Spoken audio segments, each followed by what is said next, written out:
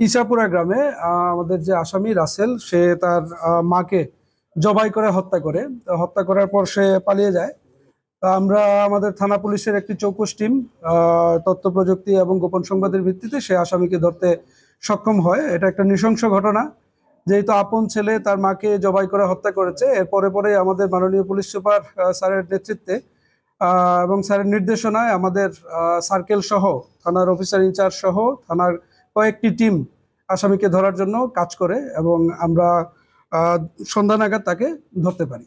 রাসেল যে সে তার মা বাবাকে কয়েকদিন ধরেই, গত কয়েক মাস ধরেই আমরা জানি বিভিন্নভাবে ডিস্টার্ব করে আসছিল। বলতে সে বিয়ে করতে চাচ্ছিল, কিন্তু তার মা বাবা এখনই তাকে বিয়ের দিতে চাচ্ছিল না। এই কারণেই মা বাবার সাথে একটু পারিবারিকভাবে তার দূরত্ব তৈরি হচ্ছিল, এবং এর পূর্বেও সে বহুবার তার মা এবং বাবাকে বিভিন্ন ধরনের হুমকি দিয়ে আসছিল।